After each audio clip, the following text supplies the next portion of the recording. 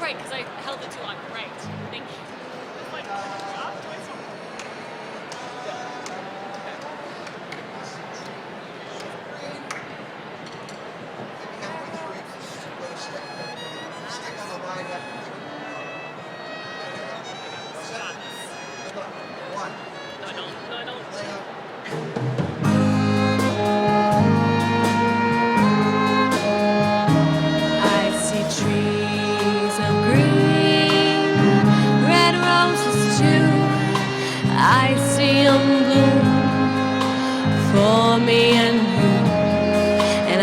to myself, what a wonderful world.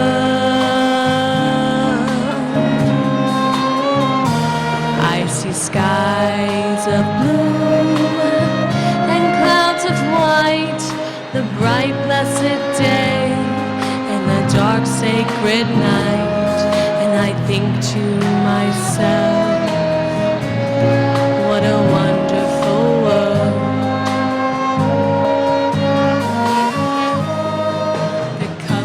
Of the rainbow, so pretty in the sky, are also on the faces of people going by. I see friends shaking hands, saying, how do you do? They're only saying, I love you. I hear babies cry, I watch them grow. They'll learn much more than I'll ever know. And I think to myself, what a wonderful world.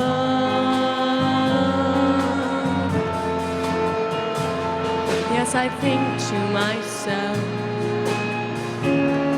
what a wonderful world.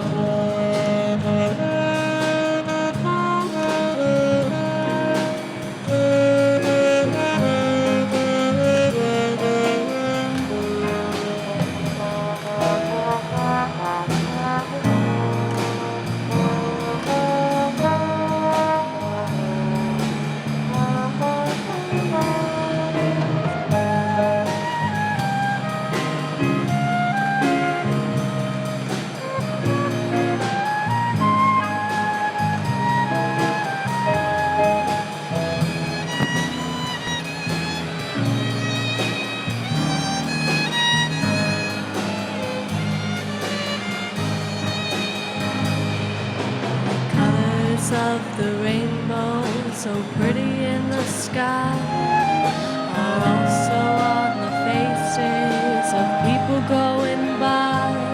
I see friends shaking hands saying, how do you do? They're only saying, I love you. I hear babies cry. I watch them grow. They'll learn much more than I'll ever know. And I think to myself, what a wonderful world.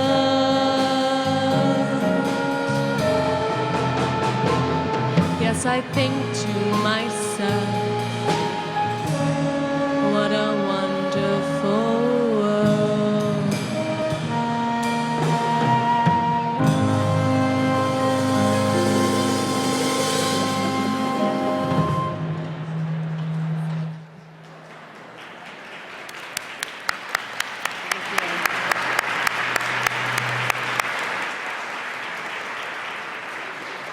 Good morning and welcome.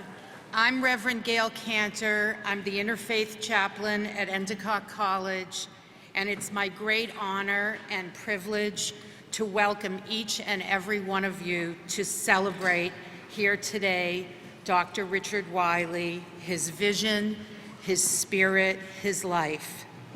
I want to read a poem by Mary Elizabeth Fry. Do not stand at my grave and weep. I am not there, I do not sleep. I am 1,000 winds that blow. I am the diamond glints on snow. I am the sunlight on ripened grain. I am the gentle autumn rain. When you awaken in the morning's hush, I am the swift, uplifting rush of quiet birds in circled light. I am the soft stars that shine at night. Do not stand at my grave and cry, I am not there, I did not die. Please pause today on our beautiful campus and appreciate the presence of Dr. Wylie. He lives on in the beauty of the trees, in the beauty of the ponds. He lives on in the ocean breeze. He lives on in our many buildings, old and new, and all the ways that those facilities are used. His spirit lives on most of all in the accomplishments of our students and our alumni, in the call to service that he instilled in all of us, and especially in the great sense of community that everyone associated with Endicott College shares. He lives on in the hearts of many, particularly in the hearts of his family, who we especially welcome here today. There's an old African saying, when death comes to find you, may it find you alive. Doc lived his life alive, alive with vision, alive with ideas, alive with the joy of building new structures, alive with the creation of new pathways for accomplishment. He took a small 2-year women's college and inspired the Endicott community to become what it is today, a highly respected 4-year college that frequently makes the best of this and the best of that list, a graduate school that offers a variety of degrees, a Boston campus that offers associate's degrees, and so much more. He was the quintessential gull, persistent, aware of opportunities, and completely dedicated to fulfilling them. Today we gather to celebrate his life and his accomplishments, to pay tribute to him and to mourn our loss. Please take a moment to pray in any way that is meaningful for you.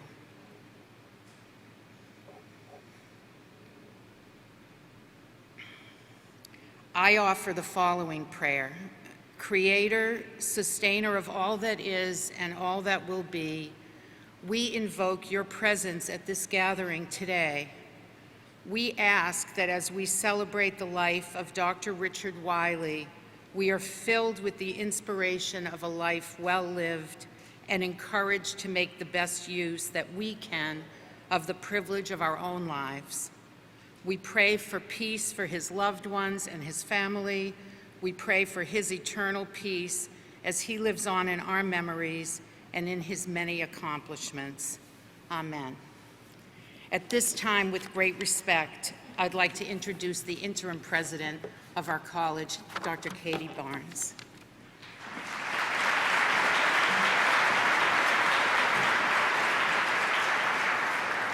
Thank you, Gail. Good morning and welcome to the nest, as we say here at Endicott College.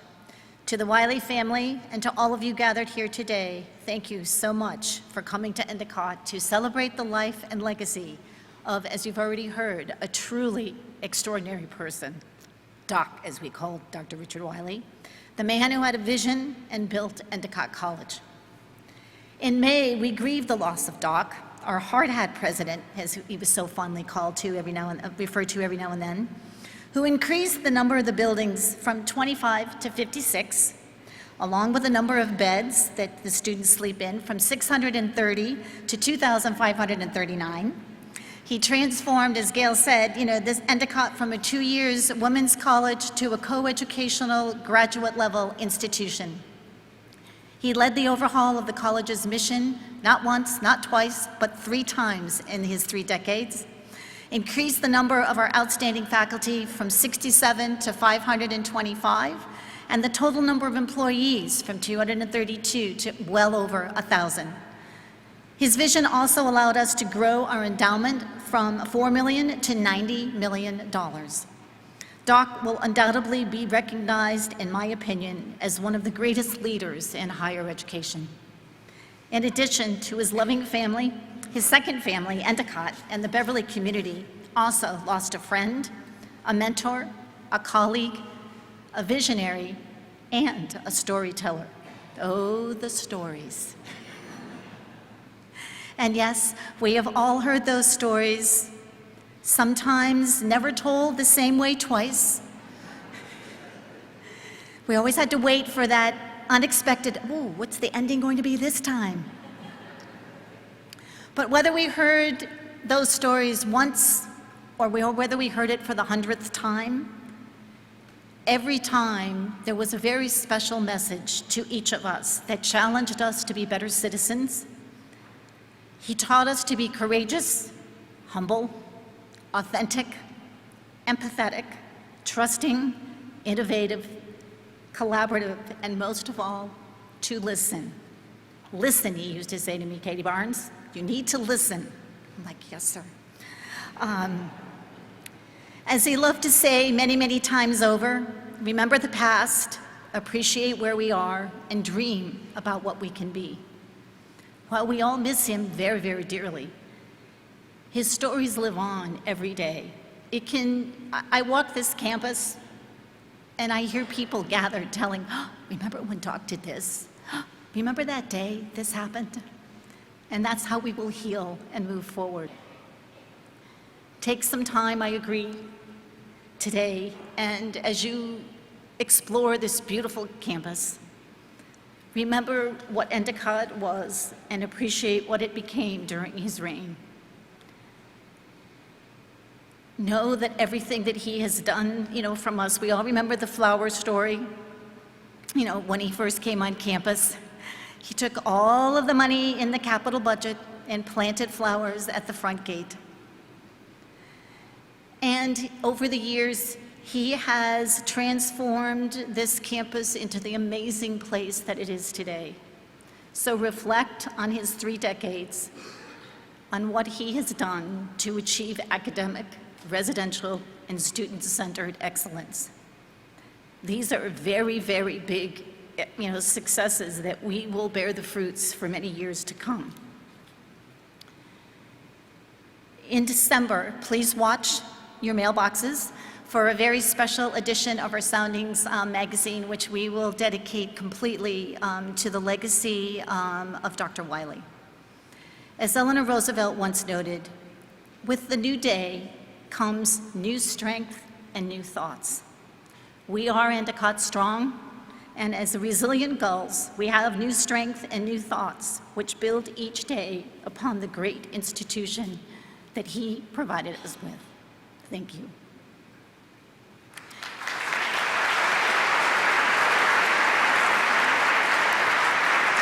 It is now my pleasure to introduce Cindy Merkel, the Chairman of the Board of Trustees. Cindy?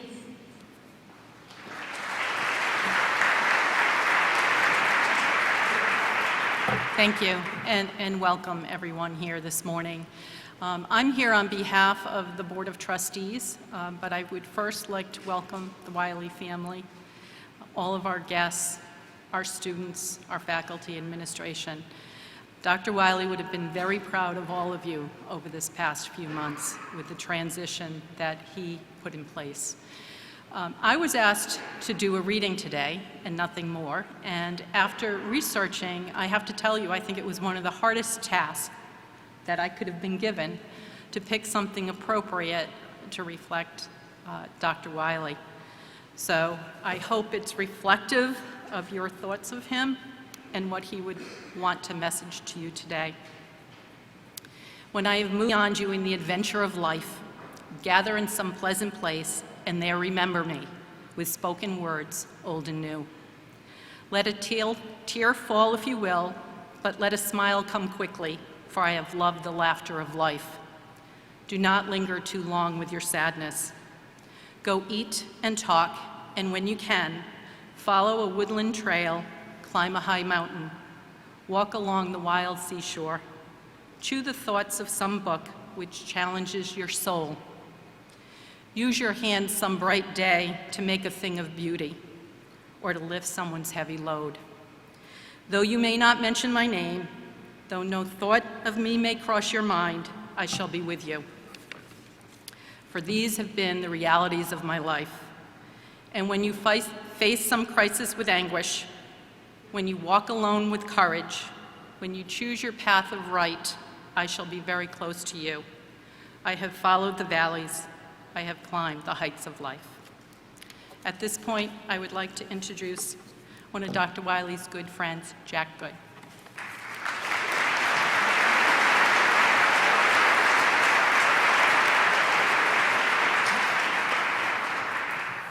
Thank you, Cindy. Mary Wylie, the Wylie family, and those from the even larger Endicott family and the community. I want to sincerely thank you for the opportunity to add my memories and tribute to my dear friend and colleague, Dr. Richard Wylie.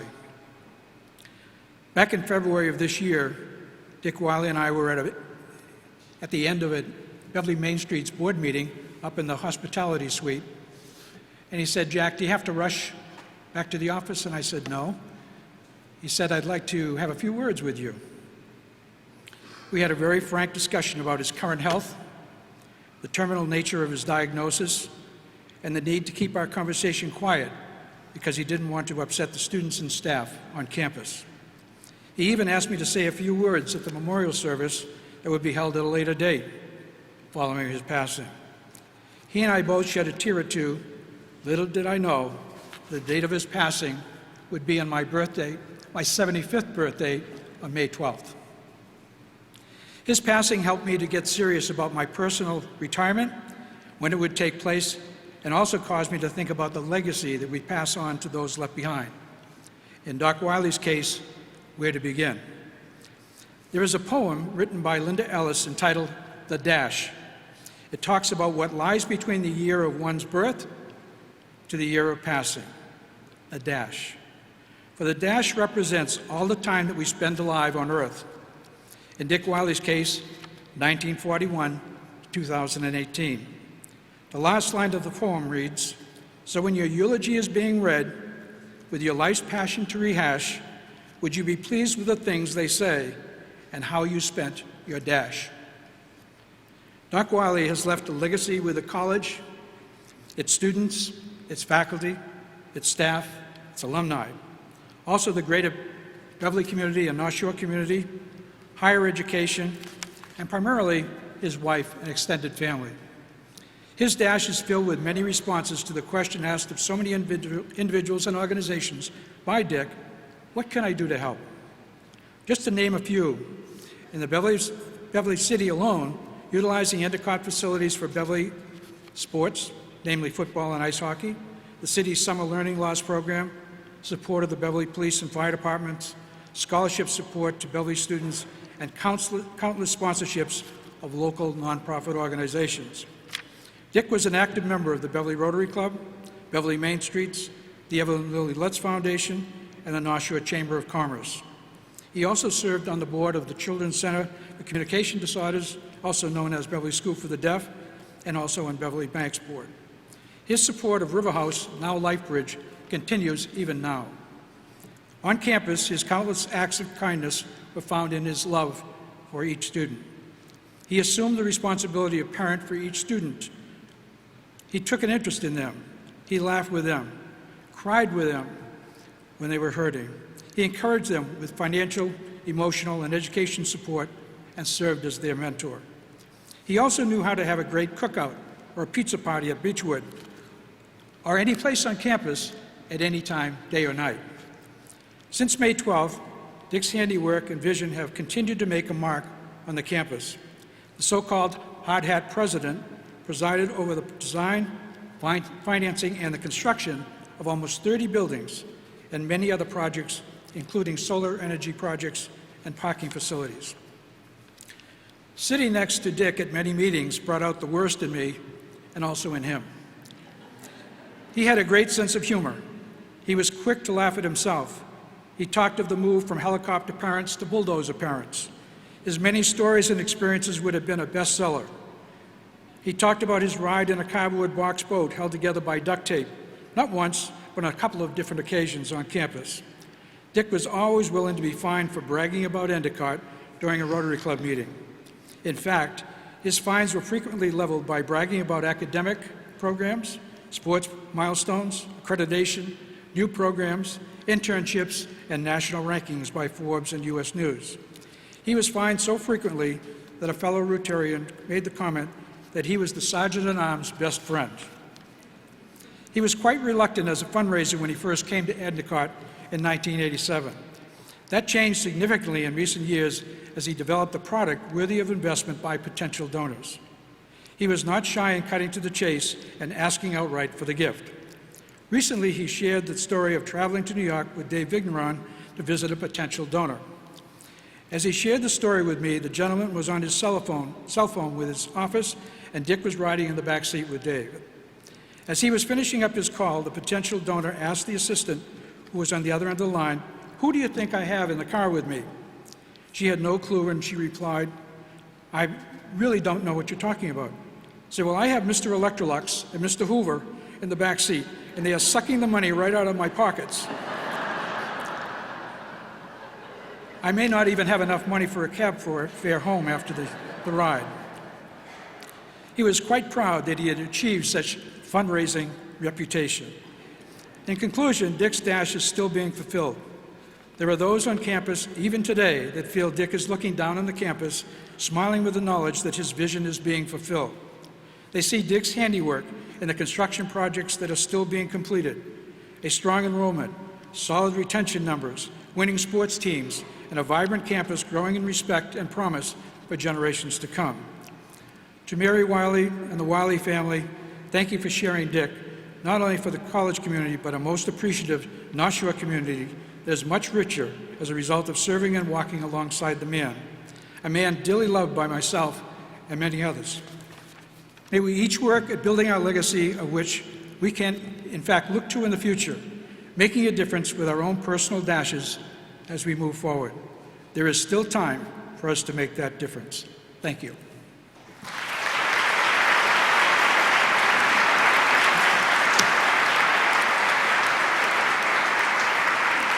Thank you. I'd like to introduce now Brian Wylie, who's come and say a few words. He's the Assistant Vice President of the college and Director of Athletics. Brian.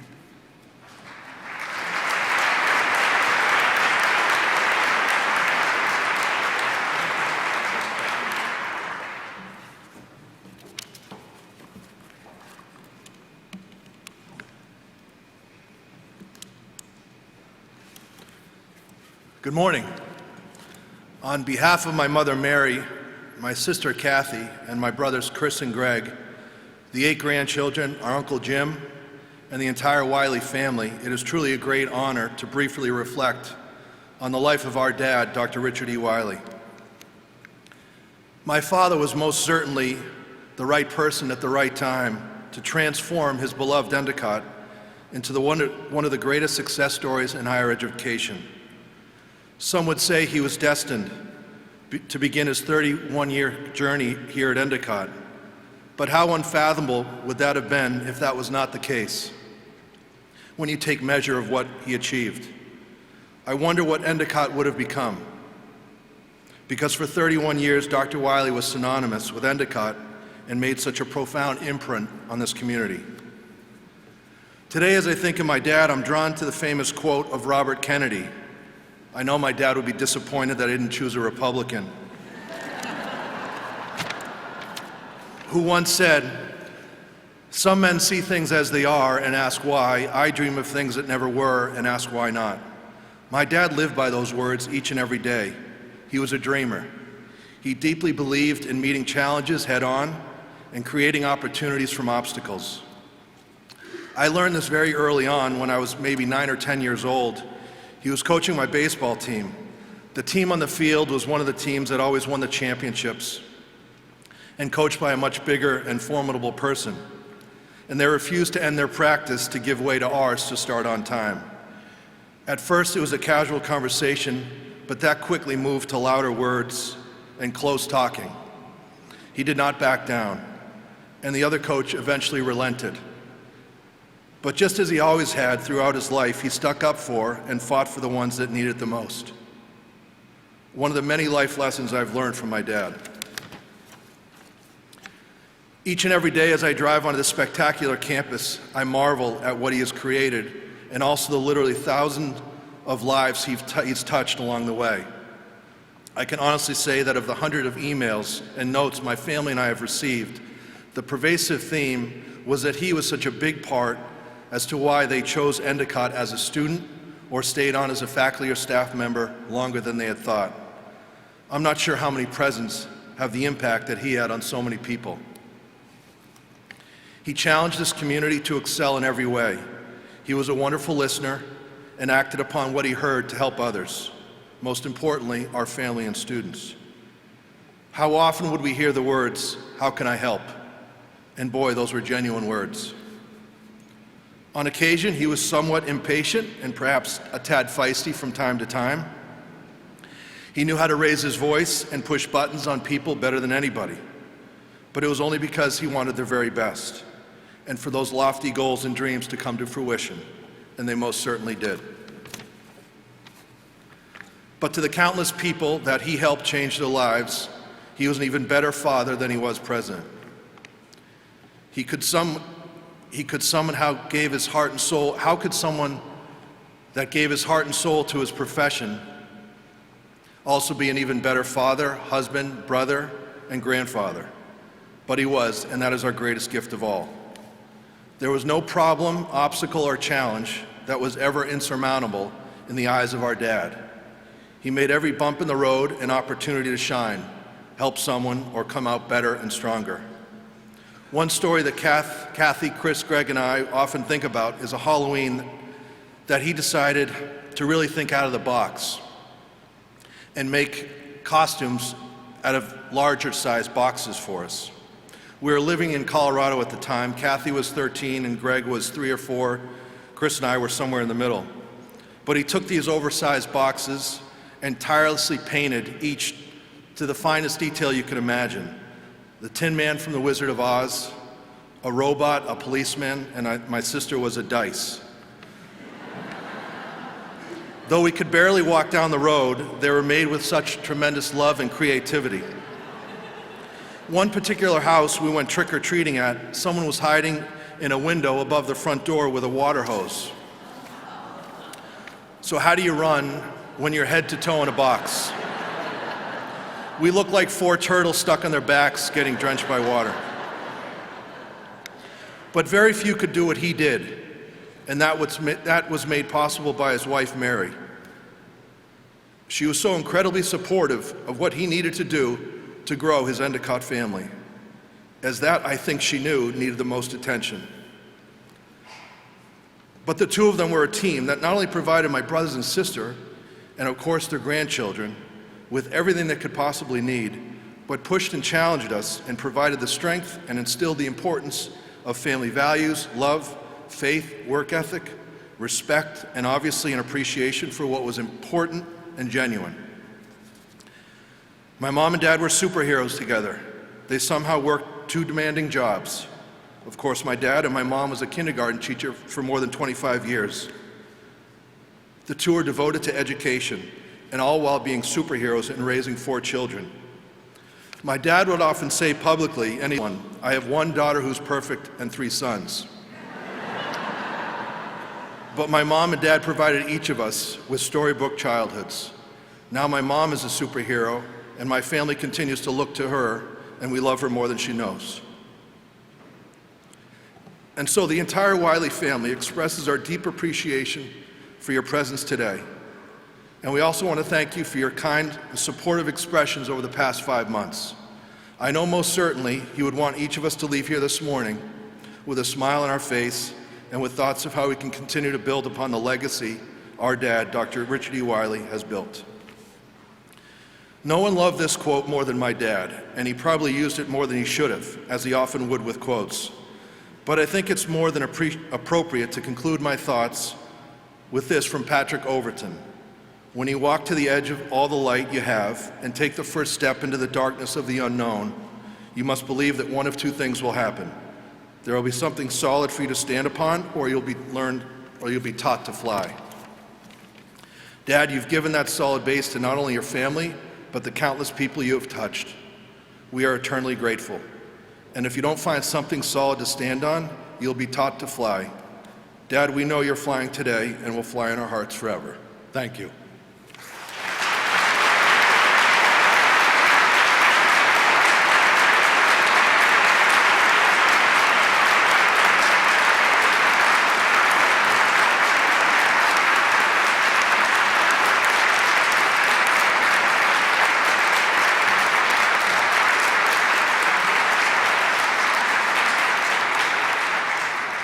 So I would like to introduce my nephew and godson, Connor Rocco, along with all the grandchildren to come forward, please.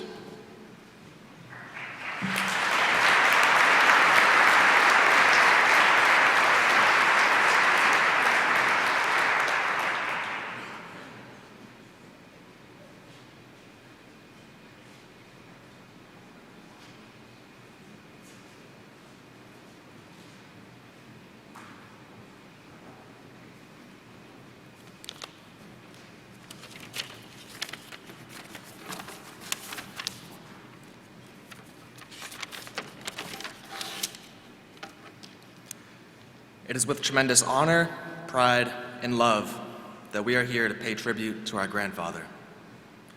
We were so lucky to have Papa as our grandfather for so many reasons. What comes to mind when I think of him is his bright smile and how much he was always giving to all of us. He was always eager to talk with us, offer words of wisdom, share a story, and most importantly, give us his precious time. No matter what, he was always thinking about us. I will remember Papa as someone who truly put his loved ones and others before himself. He never let his busy schedule interfere with spending time with his grandchildren, whether it's at a lacrosse or hockey game or teaching us to play chess. Papa was a true giver. Despite his busy schedule, Papa was so fun and always had a surprise up his sleeve whenever we spent time together.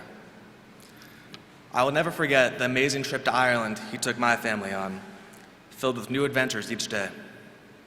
Or the looks of pure excitement on Jackson, Dylan, and Alice's faces when Papa said, "We're going to Disney World." Or how each one of us eagerly anticipated the moment when Papa would construct an elaborate display of ice cream or a colossal spread of s'mores ingredients at family cookouts. Papa challenged us to be the best we could in our words and actions.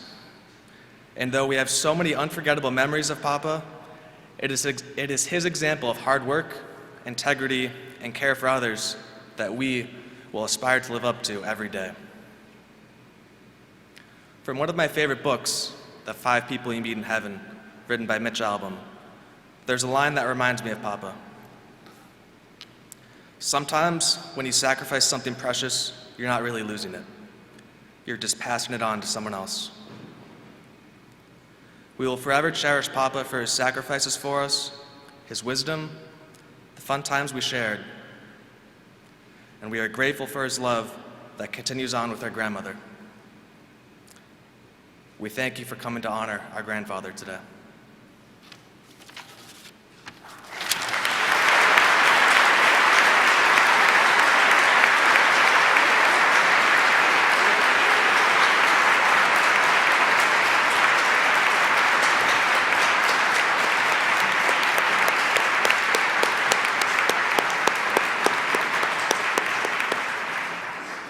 Thank you, Connor, and thank you, Brian. It now gives me great pleasure to introduce Dr. Sarah Quay, who's the Dean of School of Education and Director of our Scholars Honors Program. Sarah?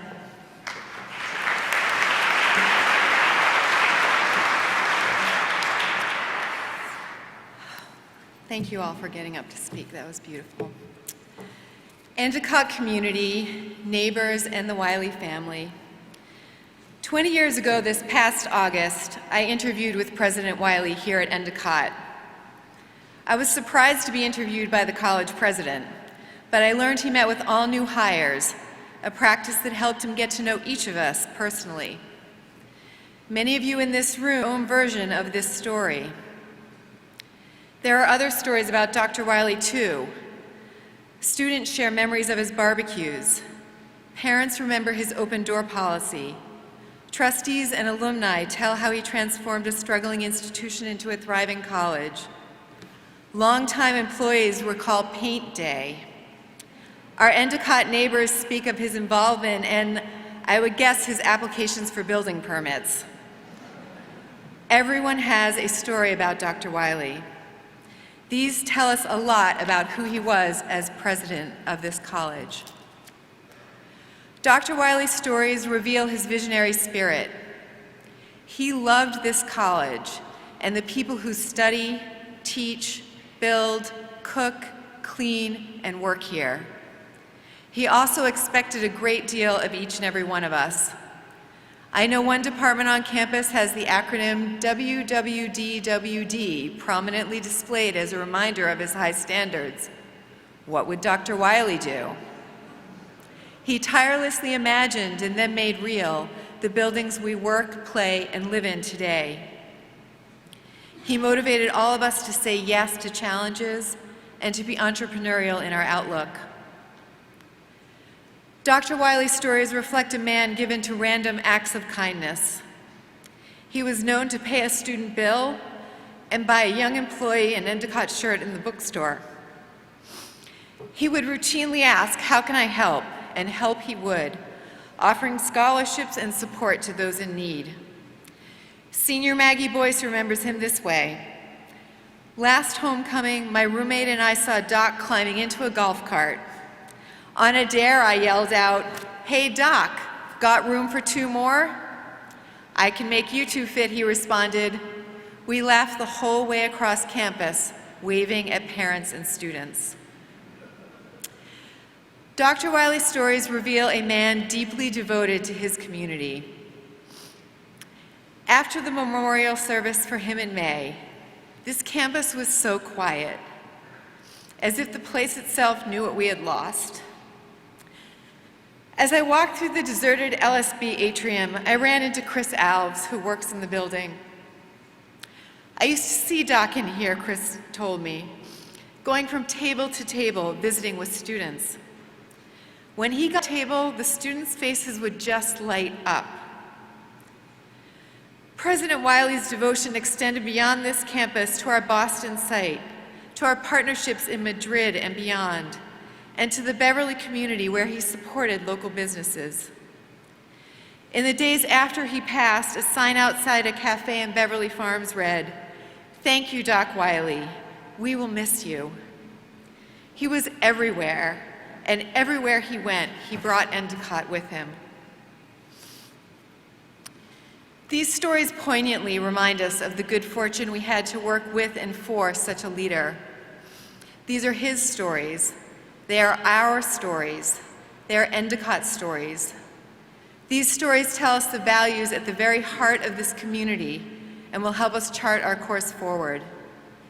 In addition to asking what would Dr. Wylie do, we may also want to ask, what will I do?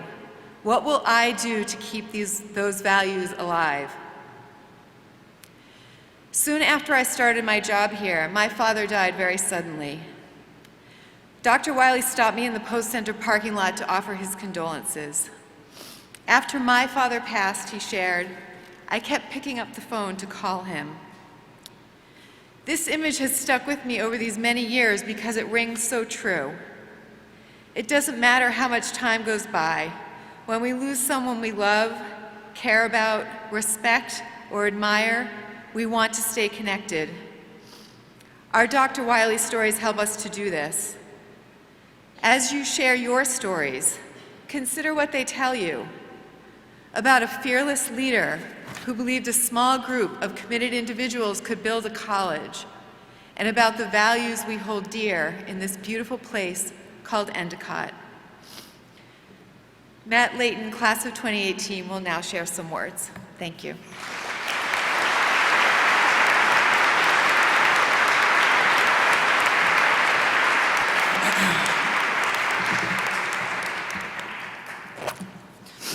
Good morning, everyone. It's a great honor and a privilege to speak about a man who changed not only my life, but thousands of gulls that made the nest home. Dr. Wylie and I had a special bond. I mean, I got to dump a bucket of ice water on his head. Then again, it was all for a good cause, and I might have been in the gull suit, or as he called it, Big Bird, all the time. But nonetheless, I am just one of many gulls that had the opportunity to really know him, spend time with him, and see firsthand how much the students meant to him. When I hear people talk about Dr. Wylie, they describe him as a visionary, a dreamer, a builder, nicknamed the Hard Hat President. Yes, he was all of those, but it was the students that kept him going up to his last day. He was a father, a grandfather, loving all of us like we were one of his own. We all looked up to him, someone we aspired, putting everyone else before himself. For months, I've been reflecting on the impact that Dr. Wylie made on every student that walked this campus, helping many discover the experience. Each positive word in the dictionary can describe him, but the three letters of his nickname that all gulls called him represent his love for the students. Doc. D-O-C. Devoted, open-minded, but most importantly, caring. Doc gave his life to Endicott, our EC family, devoting everything to ensure students were successful. His office door, always open, making the time to meet with us, asking how he could help, genuinely meaning it. Whatever we needed to succeed, he did everything in his power to make sure it happened. We all know how much he cherished his stories, as we heard this morning. We heard the same ones over and over and over again, each time told a little different than the time before. Remember the story about him helping a student try to land an internship at a bank? Well, that student thought he had it locked down, decided to show up in his interview, shorts and a t-shirt, finding out he didn't get it because of what he wore. So what does he do? He goes back to Doc, gets a second interview, but is told no again because he was wearing white basketball socks with a suit. So for the third time, what does he do? He buys the student dress socks and he eventually gets the internship. That is just one out of hundreds of examples that he did to make sure we succeeded in whatever it was. A big concern of his was seeing gulls fly from the nest due to financial challenges. Anyone that needed help or really wanted to be here, he made it happen. I recently came across this comment on the college's Facebook page from Anastasia Borisyuk, writing, quote, "Dr. Wylie was the reason I went to Endicott. Quite literally. He spoke to my immigrant father when repairing his shoes at Cabot Street Shoe Repair and promised he helped figure out a way for me to attend the interior design program. I got my degree in 2006. Doc made scholarships a priority, forming emergency scholarships to help students out if anything were to happen.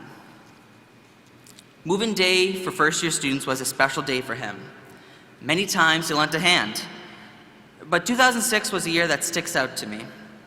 The year Peter Frady's Hall opened. It was a beautiful fall day, but let's just say our move-in process could have gone a bit more smoothly. We had a major backup on Hale Street, some people running out of gas in their cars. But there was Doc, out and about, telling people to hang in there, even pushing those broken down cars out of the road. Yes, at his age, pushing cars. You can't make that up, it's just who he was. There was nothing he wanted more than giving the best to students, having an open mind to our concerns and needs. Once a semester, Doc would attend open forums hosted by a Student Government Association. This would be an opportunity for him to share news about the college, but a time for students to address their concerns to him, and he always listened to what we had to say. Yes, even if it was about food or parking. He often gave out his cell phone number, telling students to text him if there was ever an issue. Whenever talking with students, he looked for feedback on what was wrong and what could be improved, always looking out for the betterment of the family. Whether it was hosting cookouts at Beechwood, saying, "How you doing, folks?" walking around campus, or offering students a ride to class, it was Doc's priority to make personal connections with students. He cared about us, especially in light of tragedies. During my time here, we lost 2 students. In 2016, Craig Sampson III, my classmate, was killed. We were shocked, but it was Doc who brought the family together, making us stronger and making sure we never forgot Craig. A year later, days before the start of the 2017 fall semester, tragedy struck again. Sophomore Tim Gleding passed away. Doc was at the forefront of bringing us skulls together during another dark period, comforting us and helping us get through it. Sitting on the field for commencement this past May was hard for the family. We all knew Doc loved giving the charge to the graduates, shaking our hands as we crossed the stage, marking the end of one chapter in our lives and the beginning of a new. A great man is one who leaves others at a loss after he's gone, as French poet Paul Valéry said. Despite flying from the nest, he was up there watching us all week, having fun alongside us, proud of everything that we accomplished. Every morning when I make my bed, I put this skull on it that he gave me, reminding me to go out and make a difference in the world, build connections with people, because that's what he wanted us and encouraged us to do. We would not be here if it wasn't for Doc. He didn't just grow a college, he raised a family, the Endicott family, all of you sitting in the audience today and watching at home. We are more than just a college, an institution, a name. We are a Gulf family, and we have him to thank. We all care for each other, but most importantly, all of us are here to celebrate the life of a man who brought us together for an eternity. As we leave here today, let's never forget what Doc did for us, for our family. As we enter a new chapter in Endicott's history, let us keep the values of devotion, open-mindedness, and most importantly, caring in whomever soars this incredible institution to its new heights. Connor, Brendan, Molly, Caroline, Jackson, Finn, Alice, and Dylan. Your grandfather meant so much, not only to the people in this room, but thousands of gulls around the globe. Thank you for loving him. Kathy, Brian, Greg, and Chris. Your dad touched every student that stepped foot on this campus, changing our lives. Thank you for supporting him. And Mary, you were his rock. You took a leap of faith 31 years ago. This wouldn't exist if it wasn't for Doc. Thank you for believing in him. Keep soaring high, Doc. We love you, and we miss you.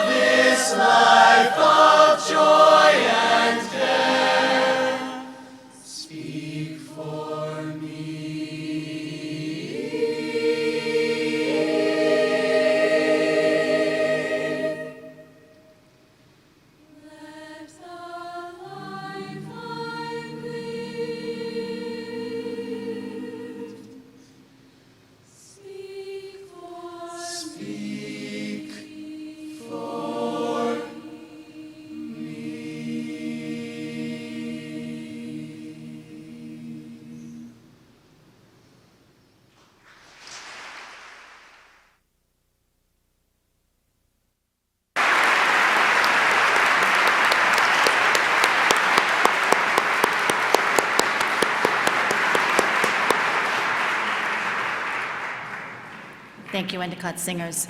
It is now my pleasure to introduce Jim Wylie, brother of Dr. Wylie.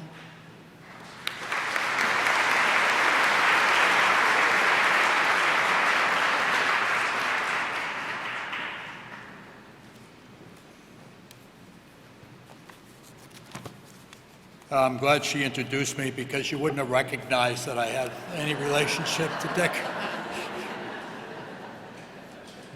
You've heard a lot about Doc or Dick or Richard or Hard Hat this morning.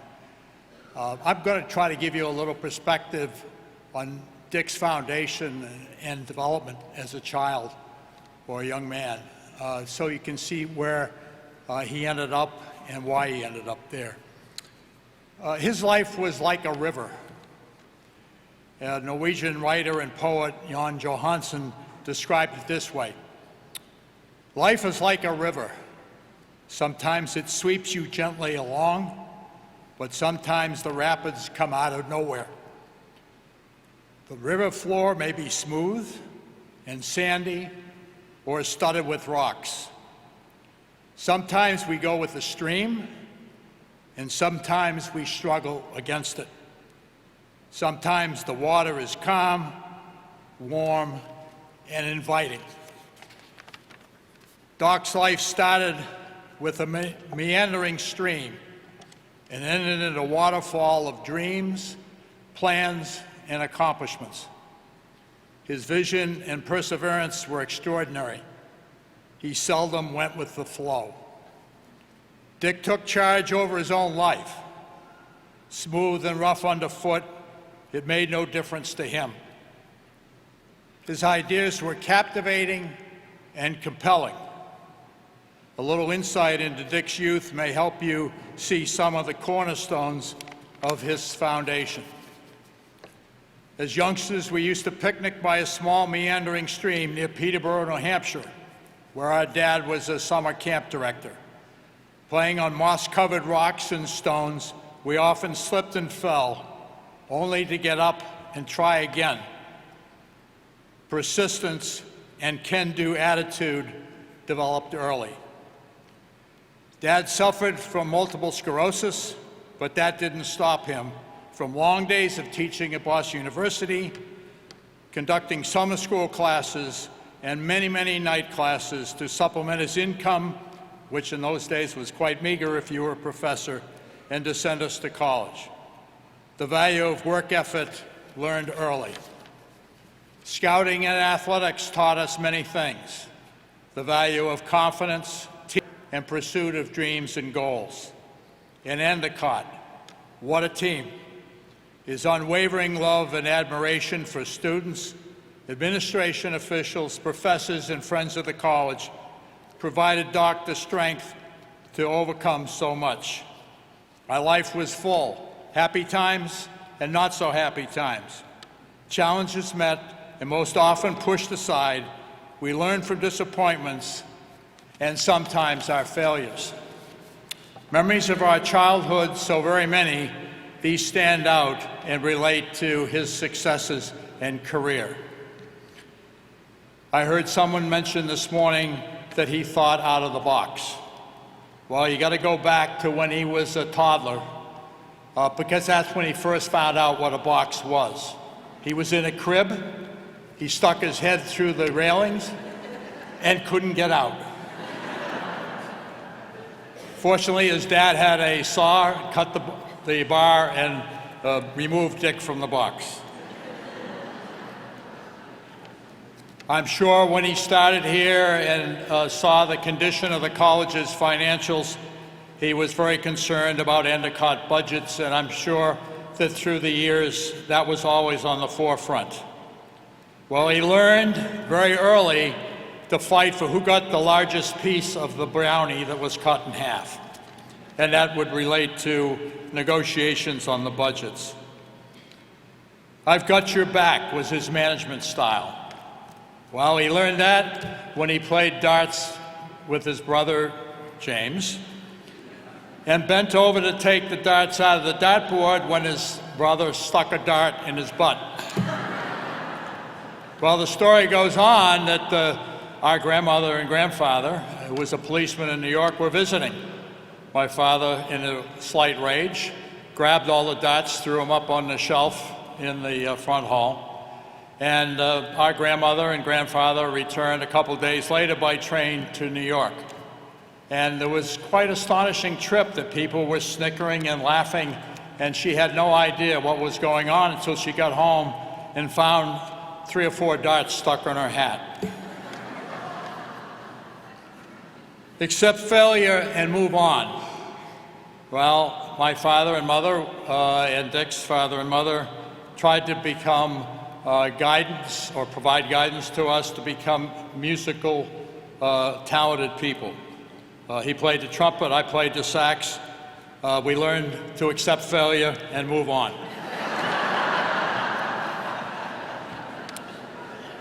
Probably the thing that I remember the most about the relationship with Dick, and there were many relationship issues that developed, was that I was enlisted to umpire an American Legion baseball game.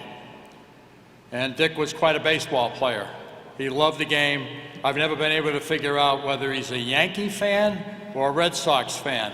And he would adapt to who he was talking to, if they were from New England or from New York, and represented either a source of money or a prospective student.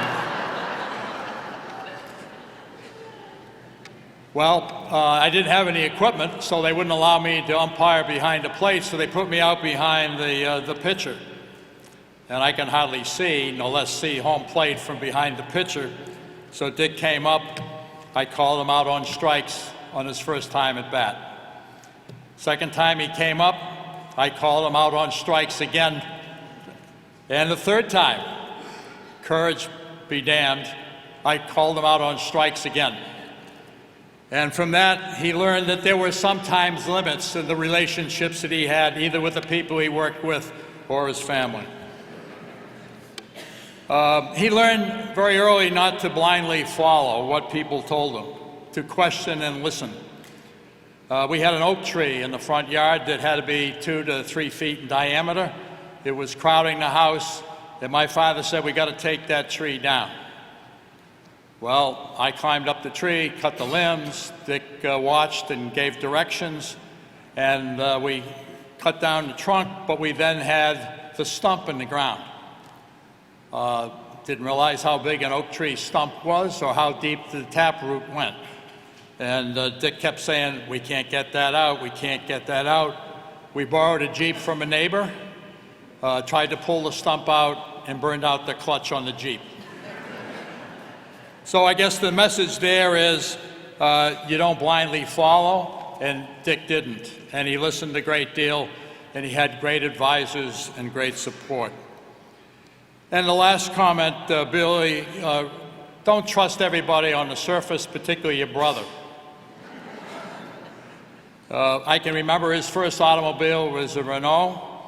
I was in college and I convinced him to let me take the Renault on a ski trip up to New Hampshire. I pulled in the lot, crashed into the car in front of me, and that car was never the same. So how do you frame a person's life in a few minutes? Simply, you can't. But what is most important is to applaud his accomplishments. And there were so many, many accomplishments. And hold close what he left behind. His wife, Mary, his daughter, Kathy, his sons, Chris, Brian, and Greg, and all those wonderful grandchildren that you observed on the podium a little while ago. He loved everybody and was so very proud of his family. The Endicott College, with the students, administration, professors he loved so much, and lifelong friends who are here today, and many of those who are not. Doc lived a life like no one else. It was well lived, a legacy achieved by so few. He will always be in our hearts. So many love you. God bless you, Dick.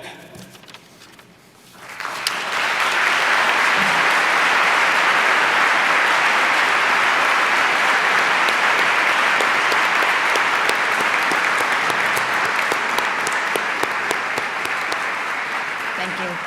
It is now my pleasure to introduce to you our distinguished professor, Dr. Charlotte Gordon.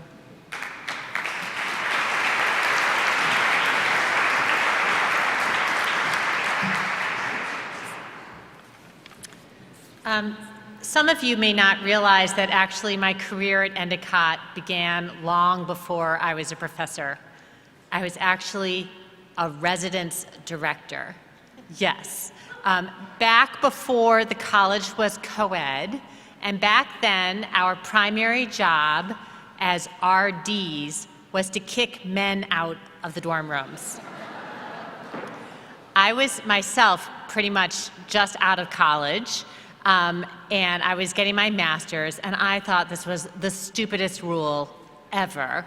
And every night I would go over to the dining hall and complain to my fellow RDs, including Kathy Wylie, and say, oh, how are our students ever going to grow up? We are treating them like children. They need to be more independent. Oh. And one night, a large man with kind of a red face and a shock of white hair came up to me and stuck out his hand and said, "Hi, I'm Doc Wylie. Who might you be?" And I thought, oh no, this is my boss who I have not met before, and he's clearly just overheard me complaining about my job. Am I about to get fired? Am I in trouble? I said, "I'm Charlotte Gordon." And to his eternal credit, Dr. Wylie laughed. And he said, "You have a lot of opinions, don't you?" And to my credit too, because I was only 23, and it's hard to laugh at yourself when you're 23. I laughed too. And thus began a more than 30-year friendship between us based on a lot of humor, some teasing, and a lot of mutual respect. Flash forward to my return here when I was a professor. I mean, of course, I was astonished at everything he had built, The dorms, we weren't kicking men out anymore, we were inviting them in. We had a football team, this was a college now. Dr. Wylie had done the impossible. It was astonishing. But maybe what impressed me the most and what moved me the most were the people that he had brought to campus, that he had attracted and retained under the wise guidance, thank goodness, of our beloved Vice President Laura Rossi Lee. We had an incredible stable of faculty and staff. And I think I couldn't believe where I had landed. This was Endicott? It was astonishing. To me, though, maybe the story that best exemplifies Dr. Wylie's spirit of making the impossible possible actually began in the Himalayas, not in Beverly. A number of years ago, I was invited to consult with teachers up in a school in a little mountain kingdom called Sikkim. I went, kind of against my better judgment, but how interesting. So I went, and I was so impressed with the teachers, the school itself, and the students, that when some of the students said to me, our dream is actually to go to university in America, but we don't know how to do it. It's impossible. The red tape, the bureaucracy, the expense, it's impossible. I thought, ding, ding, ding, ding, ding. I bet I know who could make this possible. I didn't say anything. I came back home and I rushed to Dr. Wylie's office and I said, "Dr. Wylie, amazing school, amazing students. We have to have them come to Endicott." Charlotte, all right, let me talk to Tom. And due process, let's see if they're qualified. Lo and behold, like a few hours later, we had 2 students from Sikkim enrolled in the freshman class at Endicott. And in fact, they just graduated last spring, and the list of their achievements is astonishing. I used to see them in the hall and think, I hope we are giving back as much to them as they are giving to us. And in fact, I think we have 4 more of those students enrolled now at the college. And to me, they're such a testimony of Dr. Wylie and how he could make anything happen, especially if someone said, it's impossible. When I think of those students, and I look out at all of you, when I look at the amazing Wylie family, I think about everybody watching this on TV. Sometimes I think that the greatest legacy that Dr. Wylie left behind, not, the billions of buildings, not the renovated dining hall for me to complain in, not, the endowment. I mean, I think in some ways his legacy is actually the simplest one of all. It's us. And I think that he has left behind and given to us the opportunities and the resources to make of this college a place of excellence, the kind of excellence he always dreamed of. So I think I want to take this opportunity one last time to say thank you, Dr. Wylie.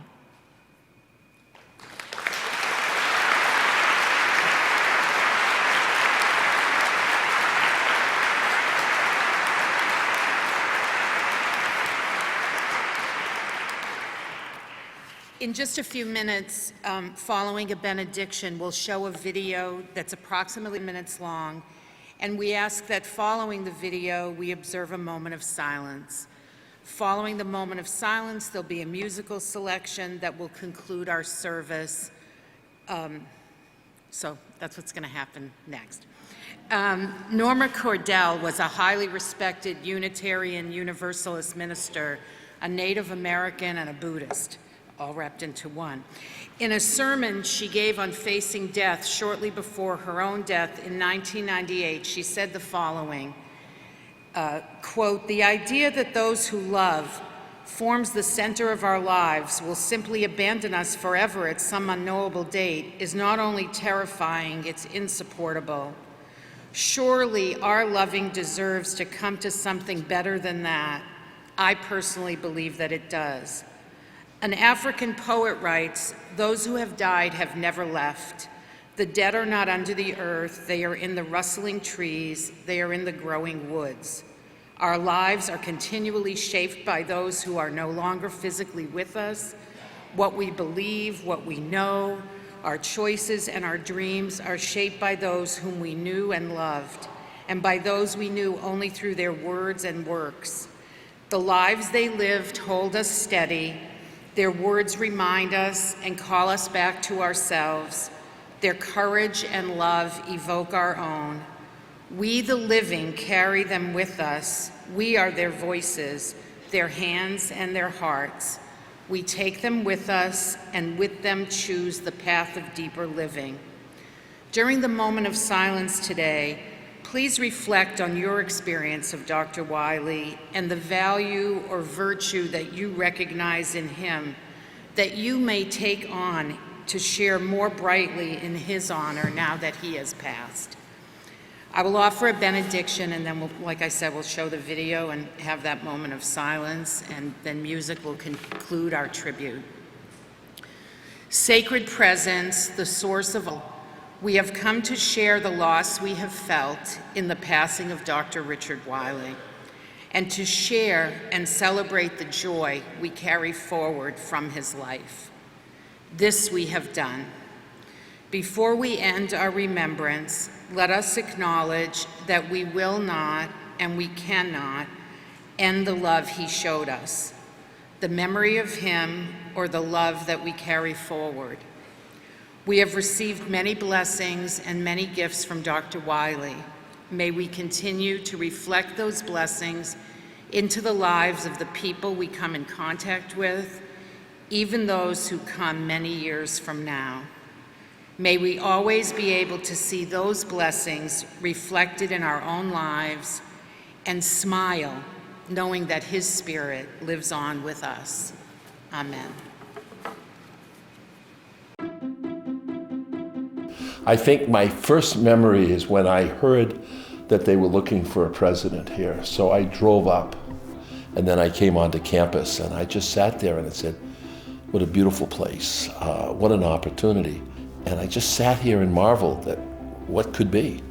I didn't know what it could be, but I marveled that something was here that could be very, very special, and I wanted to be part of it. This is what he dreamed of when he first came here. You know, he often told us the story about his first month. You know, he arrived on campus and recognized that the college was probably not in the financial shape that he had understood when he accepted the position. And he took the last couple of $100s and went out and bought flowers to put at that front gate, because he recognized that when a potential student stepped on this campus with a potential parent, it had to be an engaging, inviting community. And, you know, he spent his entire career here making sure that that's exactly what happened. And he was fortunate. The Board of Trustees was very supportive of that vision, and that's his legacy today. There's still an affection for him that goes beyond the job he had. I think he took a personal interest in the success of all the students. And I say his students because I think he looked at it that way. I think that he had a feeling for the students and wanted to be supportive and help them and firm when he had to be. But he was respected. And I think all those people that have graduated over the last 30 years are going to carry the information, the wisdom, the attitude that they learned while they were at Endicott, probably didn't even realize they were learning it. But it's going to come back to them in the future, and they're going to say, oh, yeah, that's kind of how I got to be the way I am. And I hope that's what happens. And I think the culture that Dick Wylie established at Endicott isn't something that's going to go away. I'm a dreamer, and so I could dream and I could risk, but if I didn't have good people, this college didn't have good people, it never would have happened. He just loved his students so much. He was so proud of them. Every time he would come down here, we'd have lunch or anything, he'd rave about his students, how wonderful this one is, how wonderful that, what they're doing. He couldn't praise the students enough. Some of them had difficulties, and I know that. And I think he would work, absolutely do the best he could individually. He wanted to get that student back on the right track, and he would try so hard to do anything he could to make that possible, to change their life. And I'm sure that he changed a lot of lives. He helped so many students, stories that no one will ever know unless those students come forward and share their story. Dr. Wylie would write a personal check to help that student. And I think it's fitting that we all contribute and make sure that that legacy lives on. And to me, that's really the strongest testament that we can give to Dr. Wylie, to make sure that that continues for any student in need. What I hope to see here is that we enhance the quality of everything we do, that we stay a strong New England college committed to teaching, and that we will create new fields like we're doing in bioengineering and in math and in sciences and all the areas that will keep our students working and in the field. So I guess my dream is to maintain and hope to maintain that this college has that freedom and flexibility to let people create. If we do that, we can adjust to anything. If you lose that flexibility, you lose what made this institution so great. Whatever the spirit is, and I don't think I brought it, I think the spirit was here. Maybe I opened the door to it, of innovation, creativity, personal reward just stays, because you don't see it a lot of places. It's a spectacular success story.